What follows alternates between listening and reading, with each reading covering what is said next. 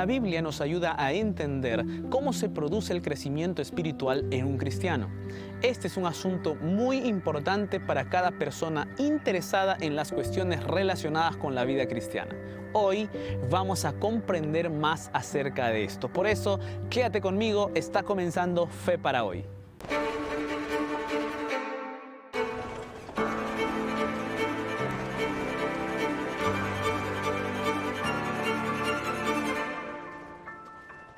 Estamos de vuelta aquí en Fe para Hoy y yo tengo en mis manos una revista especial de regalo para ti. Es un curso bíblico llamado Espíritu Santo, el Dios detrás de escena. Quizás tú te has preguntado, ¿quién es el Espíritu Santo?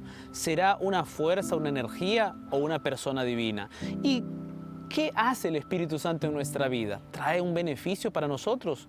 ¿Quieres saber estas respuestas? Entonces solicita gratis este estudio bíblico a través de nuestra página web www.estudialabiblia.com o a través de nuestro número de WhatsApp más 55 12 98 100 14 60.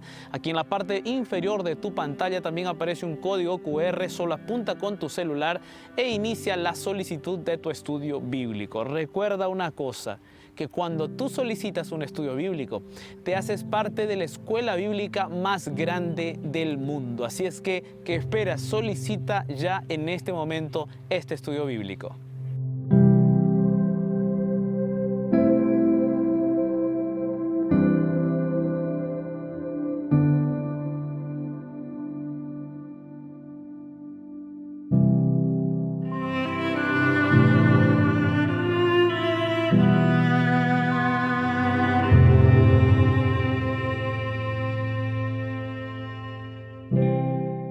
Imagina la siguiente situación. Un profesor se acerca a un niño de 3 años y le dice, explícame todo el proceso de la digestión que ocurre en el cuerpo después de que almuerzas. Difícilmente el niño va a poder explicar todo ese proceso. Ahora imagina otra situación. El mismo profesor se encuentra con otro alumno. Esta vez, el alumno es un alumno que está estudiando en la universidad. Y el profesor le solicita lo siguiente, indícame en qué parte de tu cuerpo está el estómago. Sería muy extraño que el alumno adulto no pueda responder a esta pregunta.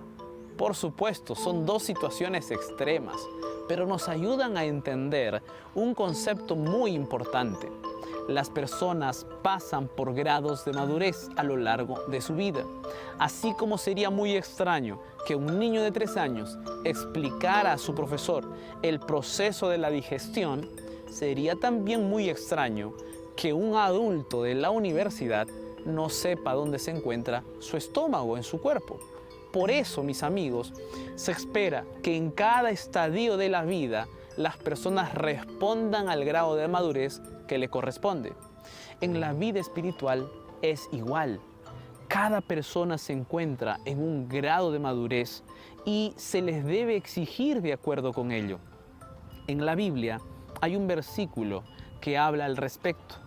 Se encuentra en Proverbios, el capítulo 4, versículo 18. El texto dice, mas la senda de los justos es como la luz de la aurora, que va en aumento hasta que el día es perfecto. El versículo comienza hablando de la senda de los justos, así que vamos a prestar atención a lo que hace un justo. Nuestra mente pecaminosa intenta justificar nuestras propias obras, pero en la concepción bíblica, ser justo no se relaciona directamente con los méritos humanos, sino con los méritos divinos. El apóstol Pablo nos ayuda a entender el tema de la justicia. En Romanos capítulo 4, versículo 5, él dice, mas al que no obra, sino cree en aquel que justifica al impío, su fe le es contada por justicia. La justificación es una obra que ocurre fuera de nosotros y nos transforma completamente. Leamos ahora Romanos capítulo 5, versículo 17. Pues si por la transgresión de uno solo reinó la muerte, mucho más reinarán en vida por uno solo, Jesucristo, los que reciben la abundancia de la gracia y del don de la justicia. La justicia es un don de Dios para el ser humano, es decir, en la Biblia, el justo es aquel que recibe la justicia de Cristo, no aquel que la alcanzó solo. La luz de Dios se envía a quienes aceptan la muerte de Cristo y comprenden que la justificación es por la fe, por la gracia de Jesús. El versículo que leímos se aplica por lo general a la paciencia con los recién convertidos. Esta es una buena aplicación, ya que no podemos pedir mucho de quien es un niño en la fe. Algunos quieren realizar un examen de admisión bíblico para aceptar nuevos miembros. Es cierto que se requiere de un conocimiento mínimo para que una persona ingrese a la iglesia a través del bautismo, pero no podemos exigir un conocimiento bíblico profundo de toda la Biblia. Lo que la persona debe tener es un profundo interés en entregarse a Jesús y seguir las orientaciones de Dios para su vida. Los nuevos en la fe tienen que haberse entregado sin reservas a Jesús y deben estar dispuestos a seguirlo. El conocimiento profundo de la Biblia se adquirirá con el tiempo. Cuidar de los nuevos en la fe es necesario. Elena de White dice lo siguiente: recuerden los miembros de más edad de la familia que esta parte de la viña del Señor necesita ser cultivada fielmente y resuelvan dedicar todas sus mejores capacidades a hacer atrayente el hogar y a tratar sabia y pacientemente a los niños menores. Pablo tenía un agudo sentido del conflicto que toda alma debía sostener con los agentes del mal, que tratan continuamente de engañar y entrampar, y había trabajado incansablemente por fortalecer y confirmar a los nuevos en la fe.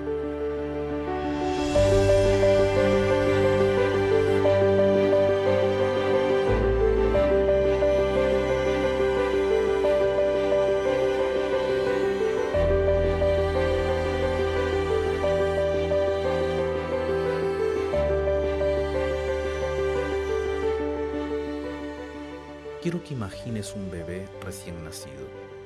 Este pequeño aún no puede hacer muchas cosas que podrá hacer cuando tenga 10 años, y a los 10 años no podrá hacer algunas cosas que quizá podrá hacer cuando tenga 18 años. Lo que necesitamos saber es que es muy importante tener un continuo progreso en el crecimiento espiritual. No podemos exigir a una persona recién convertida que tenga la misma madurez espiritual de alguien que ya tiene muchos años en la caminata cristiana. De la misma forma, aquellos que son bebés espirituales deben observar a los más maduros con un objetivo a alcanzar, o sea, crecer es importante y necesario. Existe otra posibilidad para aplicar este texto bíblico que no se suele escuchar. El texto habla de una luz que no para de crecer. Esta observación nos hace pensar sobre nuestra condición individual. Algunos cristianos han usado este texto para justificar su falta de dedicación en el estudio de la Biblia.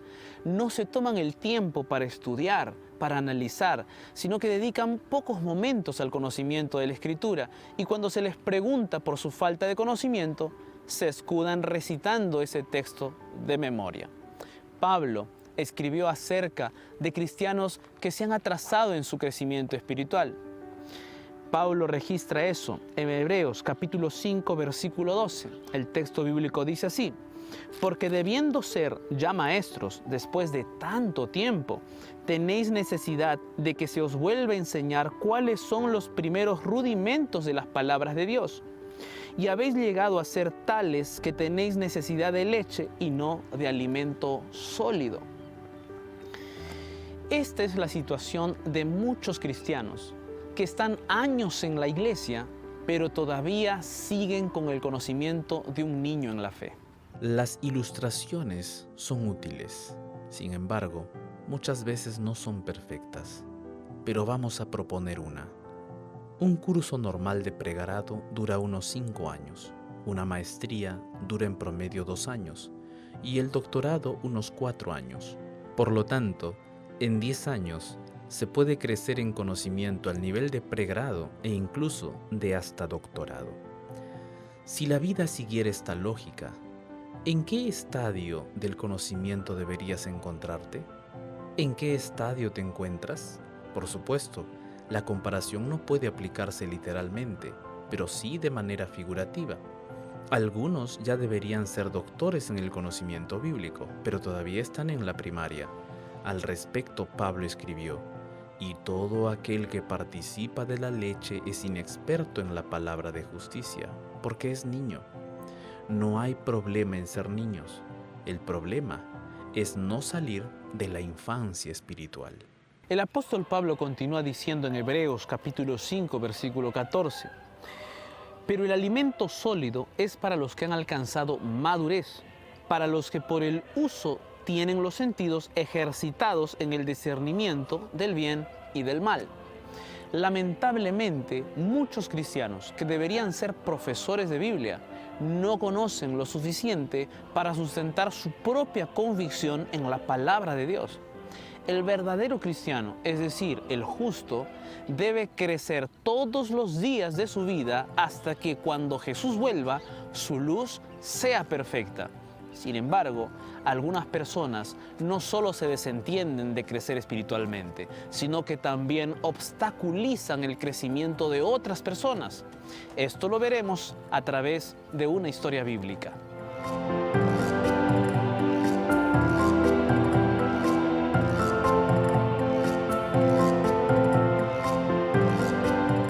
Es común ver reportajes de implosiones de edificios en los noticieros.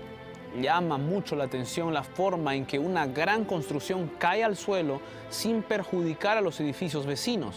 Sin duda, esto demuestra mucha pericia. Sin embargo, no se puede detonar un gran edificio sin usar explosivos.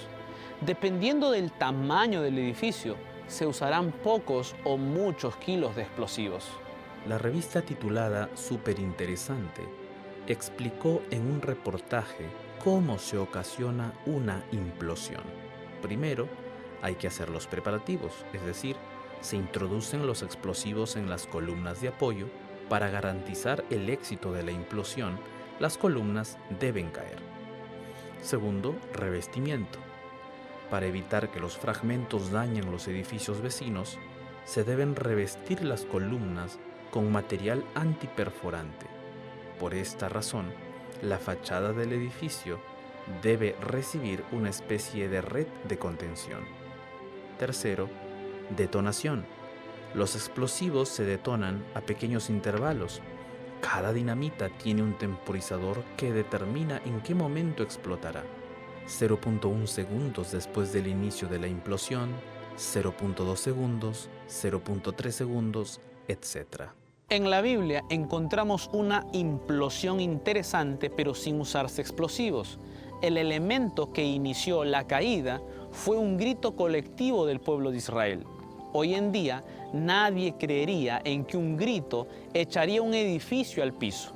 En los tiempos bíblicos también era imposible. Por eso, la caída del muro de Jericó contiene grandes lecciones sobre el poder de Dios. El evento se registró en Josué capítulo 6, versículo 1 al 5 de la siguiente manera. Ahora Jericó estaba cerrada, bien cerrada a causa de los hijos de Israel. Nadie entraba ni salía. Mas Jehová dijo a Josué: mira, yo he entregado en tu mano a Jericó y a su rey con sus varones de guerra. Rodearéis pues la ciudad todos los hombres de guerra, yendo alrededor de la ciudad una vez, y esto haréis por 6 días. Y 7 sacerdotes llevarán 7 bocinas de cuernos de carnero delante del arca, y al 7º día daréis 7 vueltas a la ciudad, y los sacerdotes tocarán las bocinas. Y cuando toquen prolongadamente el cuerno de carnero, así que oigáis el sonido de la bocina, todo el pueblo gritará a gran voz, y el muro de la ciudad caerá. Entonces subirá el pueblo, cada uno derecho hacia adelante. El pueblo de Israel había pasado el río Jordán hacía poco tiempo. Este evento marcó el inicio de la conquista de la tierra prometida. Durante los últimos 40 años, todos habían soñado con ese momento, pero debido a la rebeldía del pueblo, tuvieron que deambular 40 años por el desierto. La tierra de Canaán estaba ocupada por pueblos belicosos y por eso la conquista no sería nada fácil. Por este motivo, Dios debía estar al frente de su pueblo. En su omnisciencia, Dios sabía que, luego de la conquista, el pueblo podía atribuirse la conquista de la tierra y se olvidaría de que todo fue por causa de Dios. Como antídoto contra la autosuficiencia, Dios preparó los eventos de la conquista de Jericó. El Señor quería enseñarles que las victorias provienen de Él. La parte del pueblo sería no obstaculizar la victoria. El relato bíblico afirma que Jericó estaba cuidadosamente protegida. Inspirado por Dios, el autor quería dejar bien claro que humanamente era imposible conquistar esa ciudad. Posiblemente los israelitas vieron a Jericó a lo lejos y se preguntaron, ¿cómo podemos conquistar esa ciudad? Quizá ellos dentro de sí decían, es imposible conquistar esa ciudad. Entonces Dios le dijo a Josué, he entregado a Jericó en tus manos. Y aquí está el secreto, mis amigos. Dios garantizó de antemano la conquista. Así pues, lleno de confianza entonces, Josué le transmitió el mensaje al pueblo. Y ellos podrían haber pensado más o menos así, es cierto, Dios nos dará la victoria, así que vamos a pelear. Pero Dios quería enseñarle al pueblo que Él podía otorgarles la victoria sin necesidad de usar la fuerza o la inteligencia humanas. Las recomendaciones de Dios seguramente generaron muchas dudas en la cabeza de los israelitas. Debían dar vueltas en silencio por la ciudad durante 6 días y en el 7º día debían dar 7 vueltas y gritar. Parecen órdenes o estrategias ilógicas, ¿no es cierto? Los israelitas quizás habrán pensado, qué manera tan extraña de conquistar una ciudad. Las instrucciones de Dios excluyeron la fuerza y la sabiduría humanas. La procesión diaria con el arca del pacto, la presencia de los sacerdotes y el toque de las trompetas hicieron que esto parezca una ceremonia religiosa. De manera que la conquista no sería militar, sino religiosa. El pueblo debía aprender a someterse completamente a la voluntad del Señor y confiar en las soluciones divinas. Entonces, ¿cuál sería la participación humana en la conquista? Había algunas cosas que les tocaba hacer a los israelitas. Primero, debían confiar en el líder. Recuerda que solo Josué había oído la instrucción de Dios. Segundo, debían obedecer en todo a Dios. Tercero, necesitaban una fe inquebrantable para dar vueltas a la ciudad. Y cuarto, necesitaban ejercer la paciencia y esperar el tiempo de Dios. Cuando los israelitas cumplieron su parte, Dios cumplió la suya y resolvió el problema sin recurrir a la fuerza humana. Entonces el muro fue derribado. No hay dudas de que fue el poder de Dios lo que trajo aquella construcción al piso. Indudablemente, la voz humana no habría sido suficiente para derrumbarlo. Esta fue una gran demostración del poder de Dios. Dios es omnipotente. Eso quiere decir que Él puede hacer todas las cosas posibles. Eso no quiere decir que Él pueda hacer cosas que son lógicamente imposibles, como por ejemplo crear un círculo cuadrado. Los propios filósofos ateos rechazan la idea de que Dios pueda hacer cosas lógicamente imposibles. Dios trabaja en su omnipotencia dentro de aquello que es lógicamente posible. Incluso los milagros son realizados dentro de ese aspecto. Dios decidió no hacer otras cosas, como por ejemplo obligarnos a hacer cosas que nosotros no escogemos hacer. Solo puede trabajar en nuestras vidas si nosotros se lo permitimos. Dios es muy educado y no se entromete en la vida del ser humano sin que Él se lo permita. En la secuencia del relato bíblico podemos leer otro episodio que se opone a la gran victoria en Jericó. Cuando intentaron conquistar la ciudad de Jai, una ciudad mucho más pequeña que la de Jericó, los israelitas sufrieron una vergonzosa derrota. La Biblia registró ese evento en el libro de Josué capítulo 7, versículo 2 en adelante. Dice así: Después Josué envió hombres desde Jericó a Jai, que estaba junto a Bet-Aven, hacia el oriente de Betel, y les habló diciendo así: subid y reconoced la tierra. Y ellos subieron y reconocieron la ciudad de Jai. Y volviendo a Josué le dijeron: no suba todo el pueblo, sino suban como 2000 o 3000 hombres y tomarán la ciudad de Jai. No fatigues a todo el pueblo yendo allí, porque son pocos. Y subieron allá del pueblo como 3000 hombres, los cuales huyeron delante de los de Jai.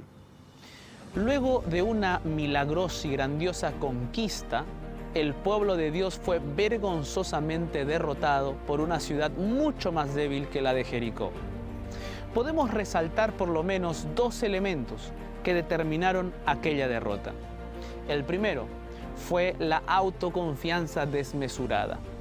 El pueblo creyó que era tan fuerte que no necesitaba la ayuda de Dios o incluso la del ejército entero para conquistar la ciudad de Jai. Pero estaban muy engañados. Además de la excesiva confianza propia, había un elemento más que estaba implicado en esa derrota: los pecados escondidos. Dios había ordenado que nadie guardara el botín de la conquista de Jericó, pero un israelita desobedeció. Acán contaminó todo el campamento con su pecado e intentó justificarse con las siguientes palabras: pues vi entre los despojos un manto babilónico muy bueno, y 200 siclos de plata, y un lingote de oro de peso de 50 siclos, lo cual codicié y tomé. Y he aquí que está escondido bajo tierra en medio de mi tienda, y el dinero debajo de ello. En las palabras de Acán podemos percibir los pasos que él dio hasta llegar al pecado. Fueron 4 pasos: vi, codicié, tomé y escondí. Muchos dan estos mismos pasos todos los días. La codicia fue lo que derrumbó a Acán. Él quería tener posesiones y dinero ilícito. Aquí se encuentra la clave para la derrota del pueblo. Dios no podía darles la victoria porque entre ellos había suficiencia propia y pecados escondidos. Estos dos factores impidieron que el Señor les conceda la victoria. Esos momentos que los israelitas vivieron contienen grandes lecciones para cada uno de nosotros, los cristianos que vivimos en este siglo XXI. Todos tenemos desafíos y problemas que necesitamos vencer. Algunos problemas son como Jericó, insuperables. Otros problemas son como Jai, aparentemente fáciles de resolver. Podemos aprender lecciones prácticas con la experiencia en Jericó. Dios puede resolver nuestros problemas sin necesidad de nuestra fuerza, es decir, actuando milagrosamente. Pero hay una parte que es nuestra. Entonces, ¿qué podemos hacer? Primero, confiar en los líderes. Esto incluye a los pastores y a los ancianos, que son humanos como todos nosotros, pero Dios los designó para liderar a su pueblo. Confiar en los líderes también incluye confiar en los escritos de Elena de White, que fue una de las pioneras de esta iglesia y fue a quien Dios escogió para orientar a su pueblo. Segundo, obedecer las órdenes de Dios. Así como el pueblo obedeció las extrañas recomendaciones de Dios respecto a la conquista de Jericó, nosotros también muchas veces recibimos órdenes extrañas de Dios, pero debemos obedecerlas sin vacilar. Y tercero, es esencial ejercer una fe inquebrantable.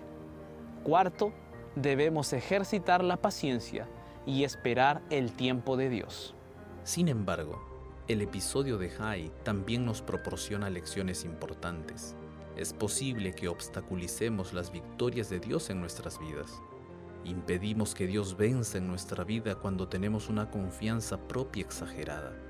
Podemos y necesitamos tener confianza propia, pero no hasta el punto de excluir a Dios de nuestras decisiones. El sabio Salomón escribió: «Fíate de Jehová de todo tu corazón y no te apoyes en tu propia prudencia». Otra lección que aprendemos con el fracaso en conquistar a Jai es que nuestros pecados escondidos impiden que Dios actúe en nuestra vida. Recuerda que el problema no está en ser pecador, porque todos lo somos. El problema está en esconder nuestros pecados y cultivarlos. Pecado escondido es cualquier pecado que acariciamos y que no queremos soltarlo. En la historia bíblica que hemos visto, el pecado específico es la codicia, es decir, quebrantar el 10º mandamiento. Caemos en este pecado cuando retenemos los diezmos y las ofrendas que les pertenecen a Dios y no a nosotros. También codiciamos cuando buscamos riquezas en detrimento de nuestra relación con Dios. Algunos viven en un ritmo tan frenético buscando riquezas que se olvidan de separar un tiempo de comunión personal con Dios, un tiempo para leer la Biblia, para orar, para buscar una relación más íntima con Dios. La codicia o cualquier otro pecado escondido puede impedir que Dios obtenga victorias en nuestra vida.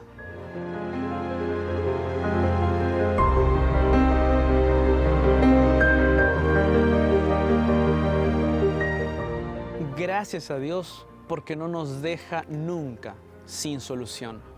La historia de Acab también nos enseña que si él hubiera confesado genuinamente sus pecados escondidos, Dios lo habría perdonado. Pero él solo los confesó porque fue descubierto. Ya era demasiado tarde. Mis amigos, la confesión inmediata es ahora mismo y es el primer paso que debe darse. El segundo paso es abandonar inmediatamente el pecado y entregarse completamente a Dios. Asimismo, cuando se retiraron la confianza propia y el pecado escondido de en medio del pueblo, la ciudad de Jai fue fácilmente conquistada porque Dios venció por ellos.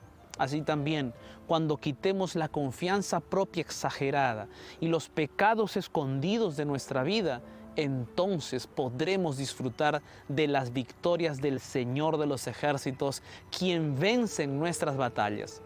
Querido amigo, amiga, hoy es el momento de acercarte a Jesús, abriendo tu corazón para confesar tu pecado, para hablar con Él a solas, para derramar tu alma a sus pies y decirle: Padre, he pecado contra ti, perdóname.